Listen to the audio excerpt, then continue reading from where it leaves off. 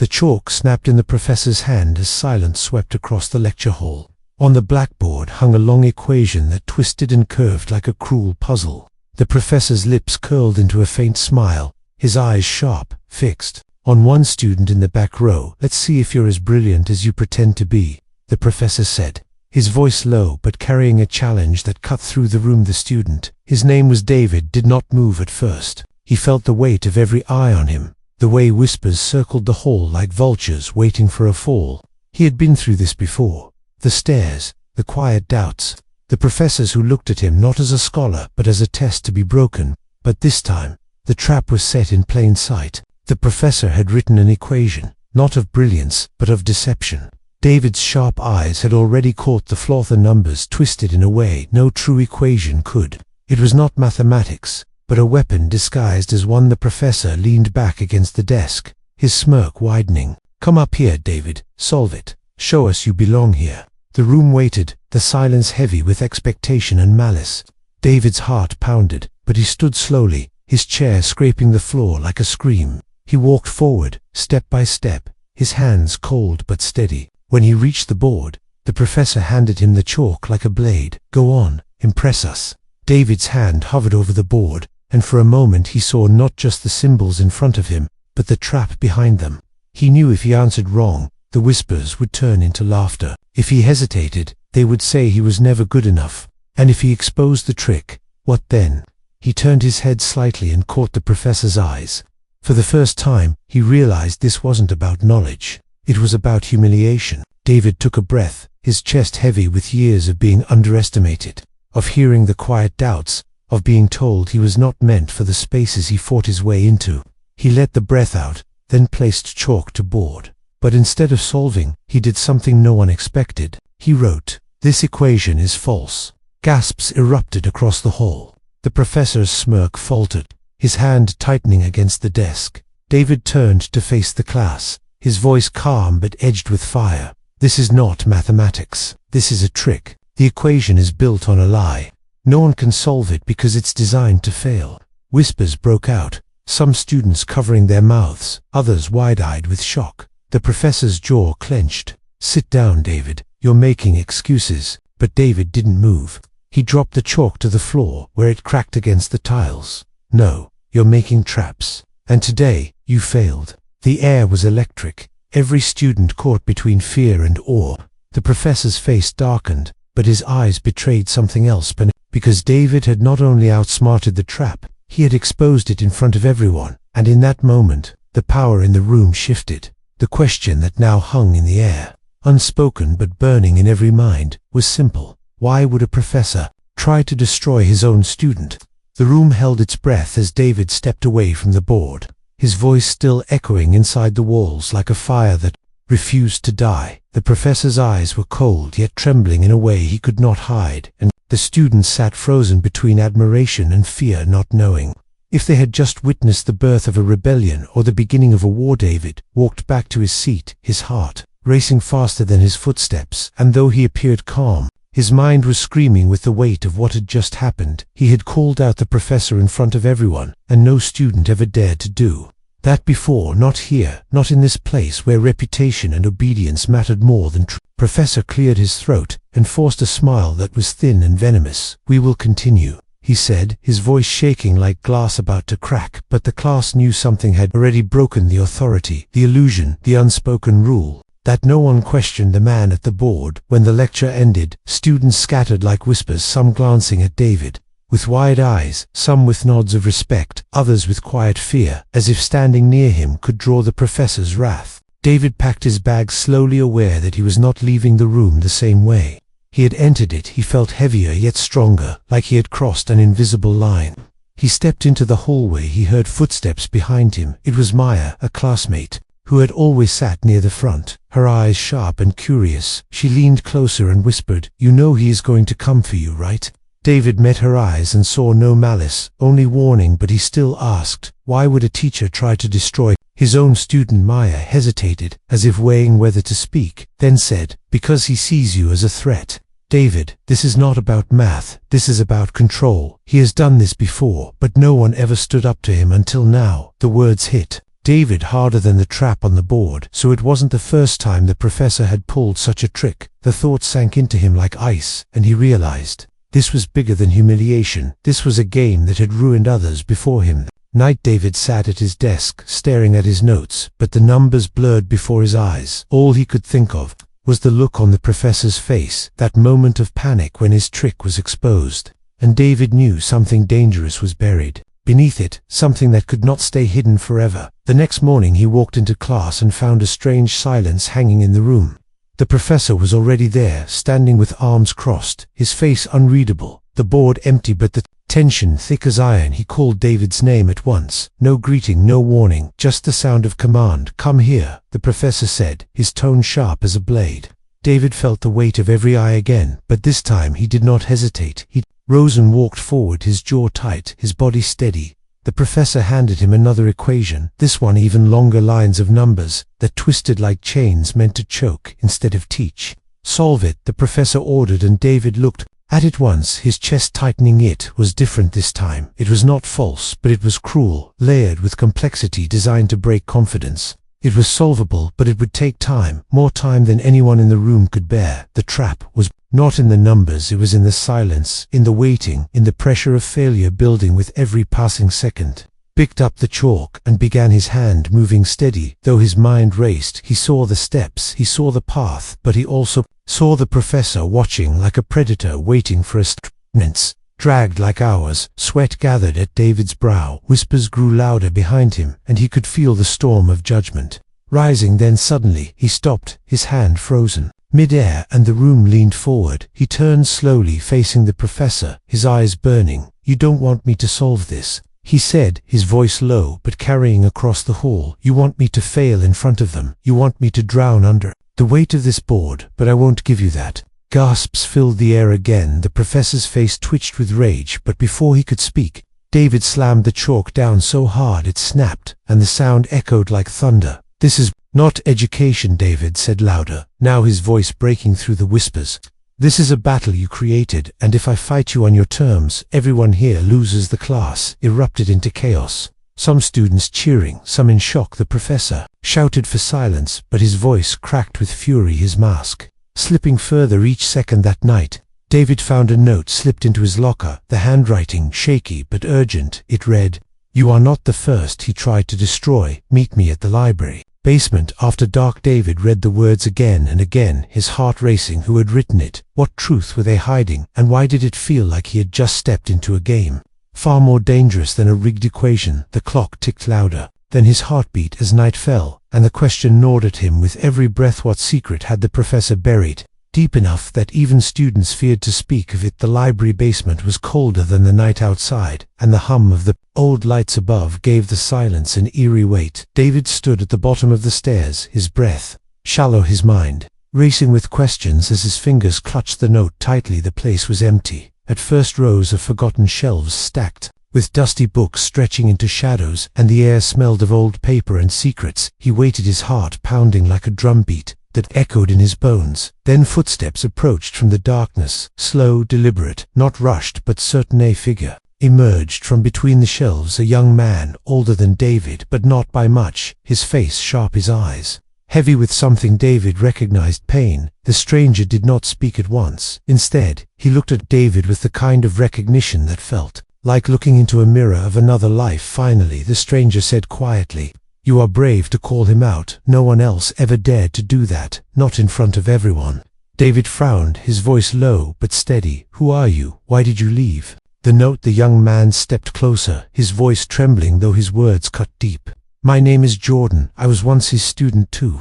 I sat where you sit now, and I faced his tricks, his traps, his humiliations. I failed to expose him, and when I tried, I was destroyed. He cost me my scholarship, my future, my name, and no one believed me, because he was the professor, the one with power, and I was just a student." The words struck David harder than any equation, the idea that the professor had done this before and ruined lives in silence. "Why?" David asked, his voice shaking with both anger and disbelief. "Why would he do this to you, to me, to anyone?" Jordan's expression darkened, his eyes glinting with rage and sorrow. "Because he hates to be threatened. He hates anyone who shines too bright, anyone who proves him wrong. He is not here to teach, he is here to control, to crush those who dare to rise. And you, David, you exposed him in front of everyone. You humiliated him in the one place he holds power, and now he will come for you just as he came for me, only worse because you succeeded where I failed. David felt his stomach twist, his mind pulling at the threads of what he had seen, the traps, the false equation, the second cruel test, the panic in the professor's eyes. He realized Jordan was right. It was not random. It was a pattern of destruction hidden under the guise of teaching. Why are you telling me this? David asked, suspicion and gratitude colliding inside him. If he destroyed you, why risk warning me? Jordan leaned closer, his voice fierce. Because you stood where I fell, because you showed them the truth, and I will not watch him ruin another life. If I can help it. Before David could reply, the sound of a door creaking echoed through the basement. Both of them froze, the shadows shifted, and the sound of shoes clicking against the floor filled the silence. A figure entered the basement, tall, sharp shoulders, carried with the confidence of someone who never feared being caught. It was the professor, his eyes burning cold as they landed on David, then on Jordan. So this is where the traitors gather. The professor said, his tone soft but dripping with venom, the broken and the disobedient whispering in corners as if secrets could save you. David's chest tightened, his instincts screamed to speak, to fight, but his throat burned with the weight of the moment. The professor stepped forward, his gaze fixed on David. Do you think exposing me makes you strong? Do you think you can survive this game? You have no idea what I can do, what power I have. Jordan stepped in front of David, his voice shaking yet defiant. You ruined me, but you will not ruin him. To the professor's lips twisted into a cruel smile. You think anyone will believe you? Jordan, you are a failure, a dropout. Your word is worth nothing. And David here, he is just a boy who will learn what happens to those who try to rise above their place. David's rage broke free, his voice strong now. No, I will not be silent. I will not let you bury me like you buried him. The truth will come out. The professor laughed, the sound echoing in the basement like a dark hymn. Truth is a story written by those in power, and I am power here, not you, not him, not anyone who dares to resist. The tension was unbearable. Jordan's fists clenched. David's chest rose and fell like waves against rocks, and the professor's eyes gleamed with a sinister promise. The silence cracked when footsteps echoed above the stairs, and another figure appeared. Maya, her face pale, her eyes wide as she looked from David to Jordan to the professor. What is happening here? She whispered, but the professor snapped, leave. Now this is not your concern. But Maya shook her head, her voice trembling yet fierce. It is my concern because I have seen what you do to students, because I saw the false equation, I saw the fear in their eyes, and I will not pretend anymore. Her words struck the air like lightning. David's eyes widened. Jordan's breath caught, and for the first time the professor's face faltered, not with panic but with fury, unmasked, raw and ugly. You think you can defy me? He hissed, his voice cracking under the weight of rage. Then you will all burn together. He stormed forward, his presence suffocating, but David stepped between him and Maya, his hands trembling, yet firm. No, professor, not this time. Your lies end here. The basement air felt like it would shatter under the weight of what had been unleashed. Truths, spoken secrets, dragged into the light, alliances forming in the shadows, and a war ignited not with weapons, but with courage. The professor stood inches away from David, his eyes blazing, his breath hot with rage, and the promise of retribution. The moment stretched, endless, each second heavier than the last, and in that silence one truth became clear. This was no longer about equations or classrooms. This was about survival. David knew then that the battle had only begun, and that the path ahead would demand everything he had: courage, faith, strength, and maybe even sacrifice. As the professor turned his gaze to Jordan, and then back to David, his lips curved into a smile not of weakness but of warning. You think you are safe because you have each other, but you will soon see how fragile your unity is. And with those words he stepped back into the shadows, leaving behind a silence filled not with relief, but with dread. David felt the weight of what was coming pressing against his chest, and the question that burned inside him was not whether he could win, but how far the professor was willing to go to destroy him. The night stretched long as they left the basement, but in David's heart a storm was already rising, one that would not rest until the truth was revealed and justice was served. And somewhere in that storm betrayal was waiting, ready to strike when he least expected it. The days that followed felt like walking through a storm, even when the skies above the campus were calm. David felt the weight of unseen eyes pressing on him, the whispers in the hallways, the sudden silences when he entered a room the professor had not spoken directly to him since that night in the basement, but his shadow stretched everywhere, twisting every corner into a place of doubt. David could feel it in the way teachers looked at him, some with sympathy, some with fear, and some with cold distance, as if they had already been warned to stay away. Jordan stayed close, his voice often urging David to be careful, while Maya tried to keep spirits high, but even she could not hide the nervous edge in her words. David found himself studying not just equations, but people, the way friends turned quiet, the way allies looked away, the way doors seemed to close one by one. Then it happened. A notice appeared on the main board outside the lecture hall, bold letters, announcing a disciplinary hearing for David. The accusation, vague but heavy: misconduct, dishonesty, disruption of class, the kind of charges that could stain a name forever, the kind of stain that would never wash away. David felt the blood drain from his face as students gathered, whispering, their eyes darting from the notice to him, some with pity, others with curiosity, and some with a cruel kind of satisfaction. Maya grabbed his arm, her voice shaking. "This is him. He is moving against you fast. He wants you gone before you can fight back." Jordan's jaw clenched, his fists tight. "I told you he will not stop until you are ruined. He controls the board, the faculty. They believe him before they believe you." David felt the walls closing in. The fight was no longer just about truth, it was about survival. His entire future balanced on the lies of a man who had built power through fear. That night, David could not sleep. He stared at the ceiling, replaying the professor's words, the warning about fragile unity. He thought of Jordan, of Maya, of himself, and he wondered if trust could hold when the professor's reach was so deep. He wondered who might break first. The next day brought the answer. Maya did not come to class. Whispers spread that she had been called into the dean's office, and when David finally found her later, her eyes were red, her voice small and broken. She looked at him, but could not hold his gaze. Finally, she whispered, "I am sorry, David. I could not fight him. He threatened my scholarship," he said. "He would drag my family into this. If I stood by you, I had to sign the statement. I had to." Her words cut deeper than any lie could have. David felt his chest burn, his breath heavy. "What statement, Maya? What did you sign?" Tears rolled down her cheeks. "That I saw you cheat, that I saw you disrupt class, that you insulted him, that you disrespected the entire lecture. I did not want to, but he said he would destroy me and my family." "David, I am so sorry." The world spun around him, betrayal sharp as a knife, twisting inside him. The professor had been right. Unity was fragile, and now one of the only people he trusted had been broken under the weight of his power. David could not even blame her, not fully, because he saw the terror in her eyes, the fear that had forced her hand, but the pain was no less the sense of standing alone. No less suffocating. Jordan raged when he heard his voice echoing through the empty corridor. "He will not stop until he has stripped everything from you, but we cannot let him win, David, we cannot."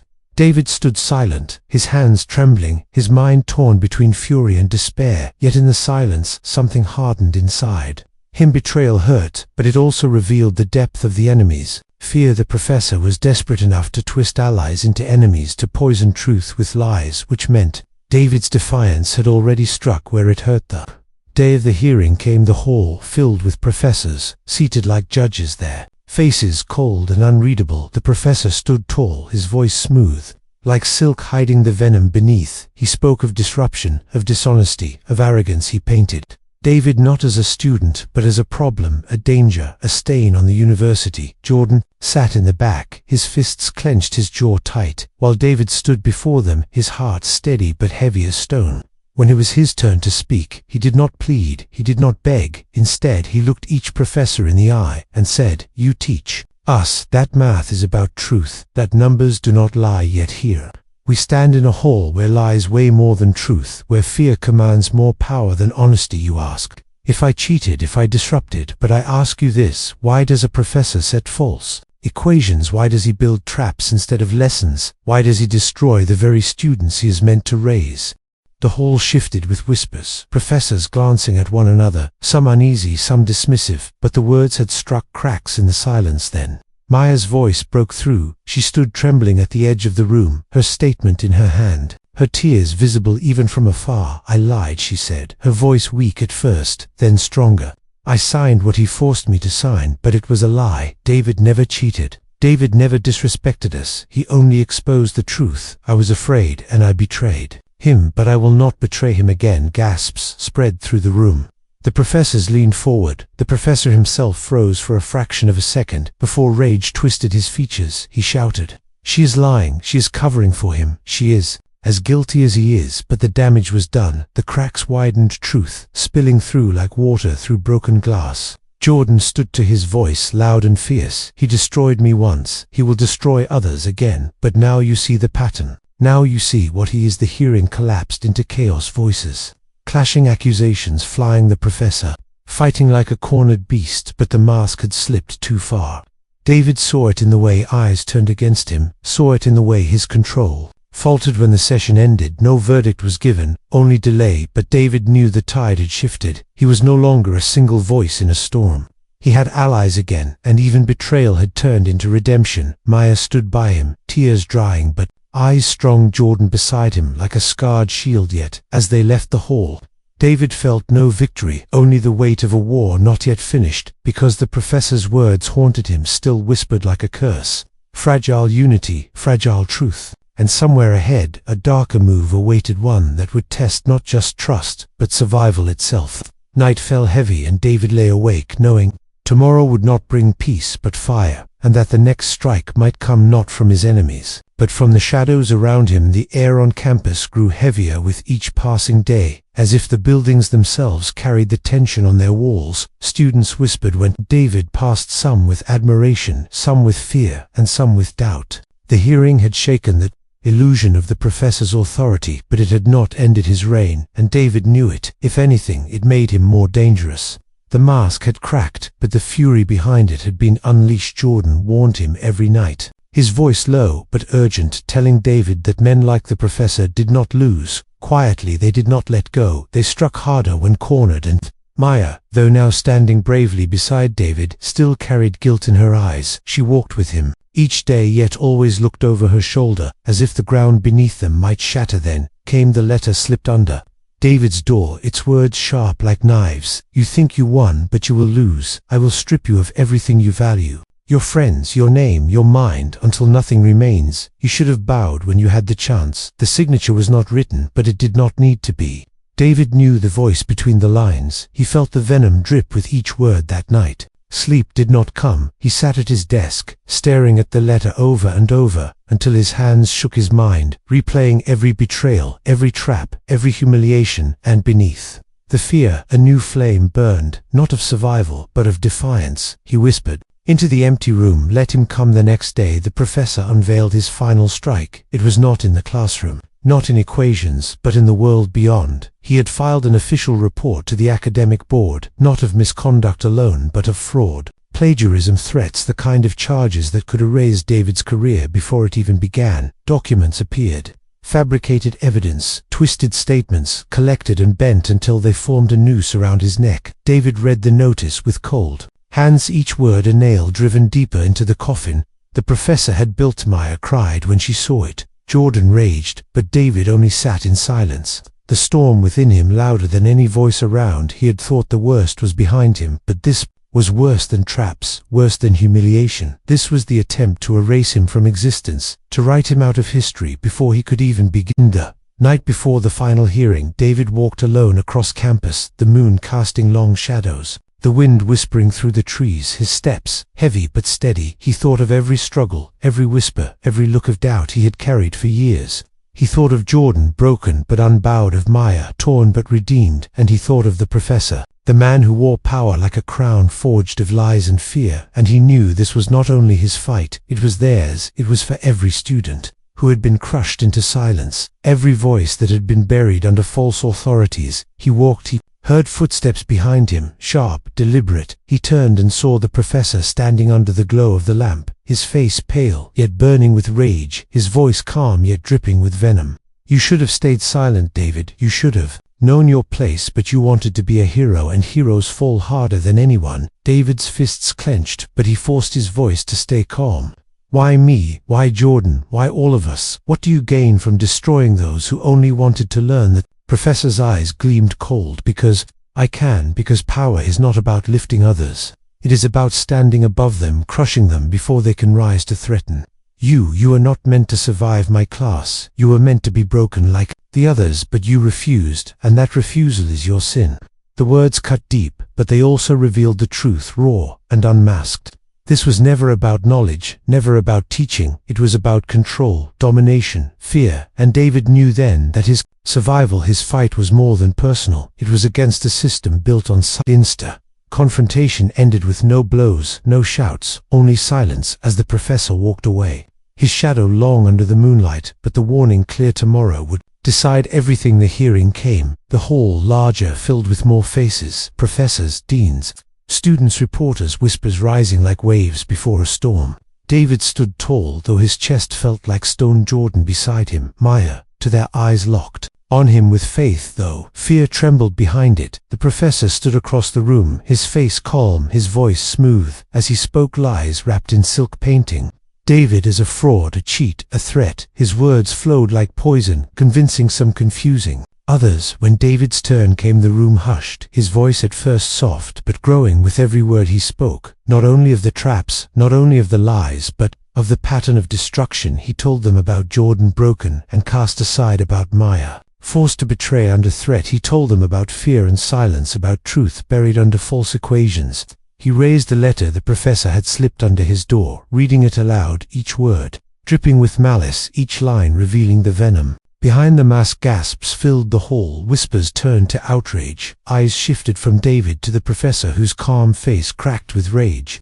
His denial loud but faltering as evidence of false documents began to unravel, professors questioning inconsistencies, deans whispering among themselves. But then came the final twist, betrayal. Once more the head of the board stood, his expression unreadable, his words heavy. We cannot deny the seriousness of these charges. We cannot deny the evidence on both sides. But the decision will not be based on truth alone. It will be based on order and reputation. And in that order, there is no place for disruption.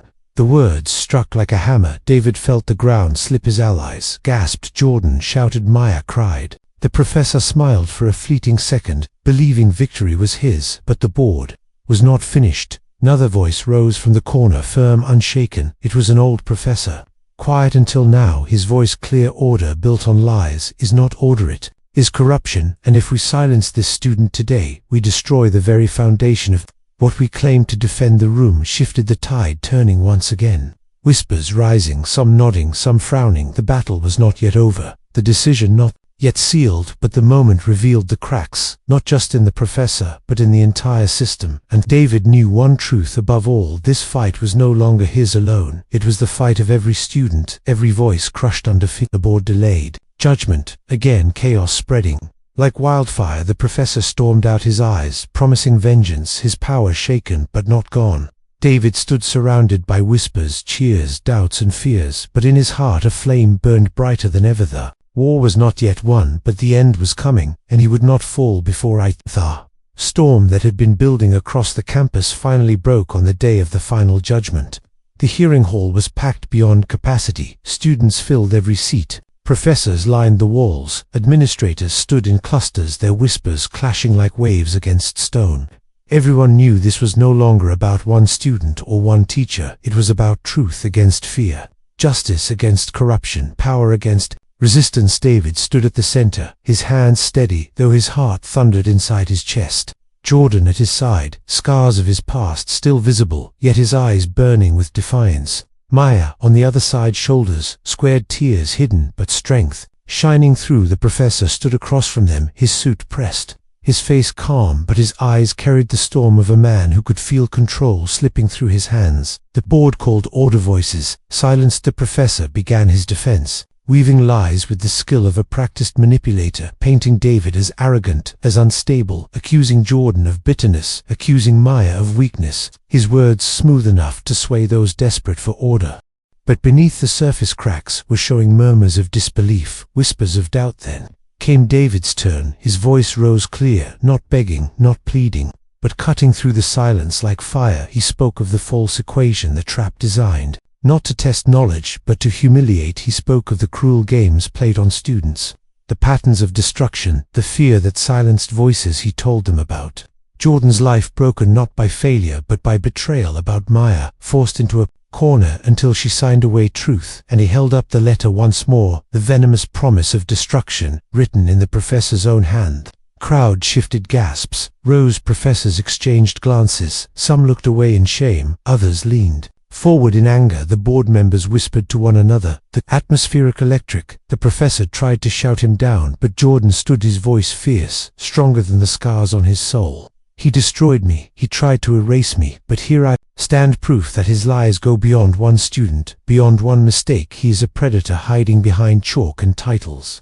Maya stepped forward, her voice trembling yet steady. He forced me to betray David, but I will not let fear rule me again. I saw the truth, I lived the fear, and today I speak against it.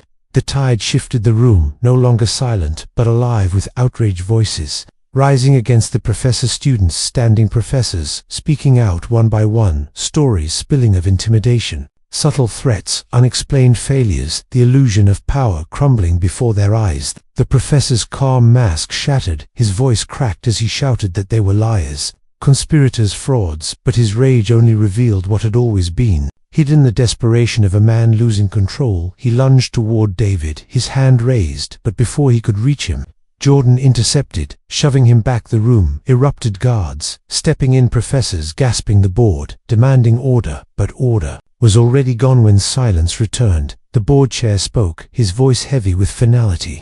We have heard enough. This is not a court of law, but it is a court of truth, and truth has spoken.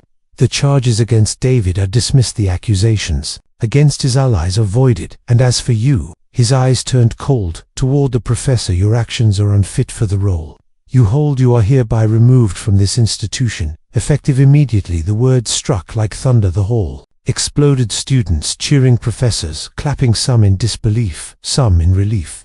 Jordan exhaled for the first time in years. Maya wept, but with joy, not guilt, and David stood frozen, the weight lifting from his chest like chains breaking into dust. Professor screamed defiance, his voice lost in the roar of justice. His figure dragged from the hall, his power broken, his lies exposed, his legacy shattered. The man who thrived on fear was now nothing but a warning. David felt his knees weaken, but he stood tall, his eyes scanning the crowd. Faces that once doubted now shone with respect, faces that once whispered now shouted his name. He realized then that this fight had never been about equations or classes. It had been about truth, about refusing to bow to fear, about standing, even when the world told him to fall. When the hall finally emptied, Jordan placed a hand on his shoulder, his voice soft but filled with pride. You finished what I could not, you broke him. Maya stood beside them, her smile through tears radiant. No, David, you broke the chains he built over all of us. In the days that followed, change rippled across the campus. Students spoke louder, professors stood fairer, whispers turned to voices. Truth, once buried, now walked freely. Halls that once carried silence now carried strength, and those scars remained. They became reminders of battles fought and victories. When David sat alone one evening, watching the sunset bleed across the horizon, his heart quiet, his mind heavy with the journey, he thought of betrayal, of fear, of despair. He thought of strength, of defiance, of unity, fragile yet unbroken, and he whispered to himself words that would stay with him forever. Sometimes losing everything is the only way to find who you really are. He had been tested not by numbers, but by life, not by equations, but by power, and he had survived, not by solving problems, but by refusing to be broken. And that was the greatest answer of all. The professor is exposed and removed. The students find justice. David achieves not just survival but transformation. The story ends with a soul-hitting lesson about truth, courage, and identity. End.